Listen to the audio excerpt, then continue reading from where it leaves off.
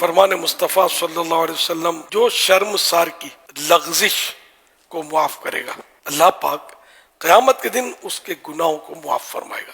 شرمسار یعنی اپنے کیے پر شرمندہ ہو اور اب وہ اپنی خطا کی معافی چاہتا ہے کسی بندے سے، وہ بندہ جو ہے معاف کر دے اپنی جو اس نے خطا کی ہے، مثلا دل دکھا دیا تھا، کبھی کوئی حق تلف کیا تھا، معاف کر دیا تو اللہ پاک قیامت کے دن ایسے شخص کے گناہ معاف کر دے گا. ہمارے یہاں بعض بڑے ضدی ہوتے ہیں، معاف نہیں کرتے.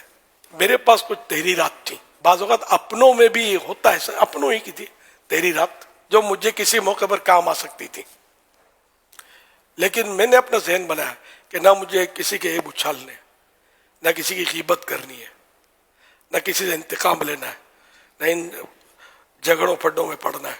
تو میں کہا کو رکھوں. میں نے وہ ساری تحریرات جو یعنی کہ بہت قیمتی ایسے شخص کے لیے تھی کہ جو مطلب اگلے کو نیچا دکھانا چاہے، اس کو ڈیگریڈ کرنا چاہے، اس سے انتقام لینا چاہے، تو بدترین مواد تھا وہ یوں کے لیے. میں نے سب ٹھنڈا کر دیا. اپنے کو رکھنا ہی نہیں ہے یار. دوسروں کے عیب کو ڈبو دو، انشاءاللہ اپنے عیب بھی ڈوب جائیں گے. تو اپنا ذہن اسی طرح مسلمانوں کے لیے صاف ہونا چاہیے کہ میری وجہ سے اللہ پاک کسی کو عذاب نہ کرے. یہ ذہن ہو اپنا.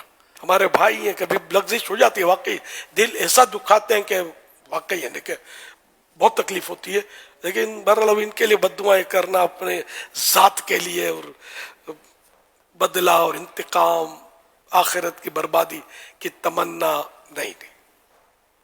اپنے ساتھ کیا ہوگا اپنے کو نہیں پتا، اپنے ایمان کا کیا بنے گا یہی نہیں خبر. تو اللہ پاک سے اس کی رحمت کا سوال کرے اور اس کی پناہ میں رہے بندہ. کچھ لوگ منتقم المزاج ہیں حضور. جی یہ درست فرمایا. ان کو اپنی عادت نکالنی کیسے چاہیے؟ اگر مجھ سے محبت کرتا تو میری یہ باتیں جو میں نے عرض کی، میں واقعی بولتا ہوں کہ بعضوں کی ایسی سے پولے تھی، بعض شخصیتوں کی کہ ان کو زمین بھاری پڑ جائے، لیکن میں کیا کروں گا یار یہ کر کے. مجھے ایک بار میرے اپنے مخالف شخصیت کا اشتہار کسی نے دیوار سے اکھیڑ کے بھیجا، یہ ان کو شاباش کا بنڈل بھیجوں گا کہ فلاں کی یہ پولے، دیوار پہ اشتہار لگا اس کا. بڑی شخصیت تھی وہ. اس اشتہار کو پورا پڑھا نہیں، تھوڑا سا پڑھا تو میں سمجھ گیا. اس کی پولیں لکھی ہوئی تھی، اس کو لپیٹ لیا، ٹھنڈا کرو. میں نے کہا اگر میں نے یہ پڑھ بھی لیا تو اپنا ہی بھائی ہے، اگلا سنی ہے، بھلے دعوت اسلامی میں نہیں ہے، لیکن کوئی دعوت اسلامی میں نہ ہونا کوئی اسلام سے خارج ہونا تو نہیں ہے نا یار. تو بھلے مخالف ہے جو بھی ہے، میں یہ پڑھوں گا تو اس سے نفرت بڑھے گی، گھٹے گی تو نہیں. اور میں اس کا بگاڑوں گا کیا کر لوں گا میں؟ اور کروں گا تو کتنی نیکیاں ملیں گی، کیا ثواب ملے گا؟ الٹا مطلب آگے بڑھکے گی. تو خیر وہ میں اپنا یہ عمل بتا رہا تھا کہ اس طرح میں نے کیا تھا.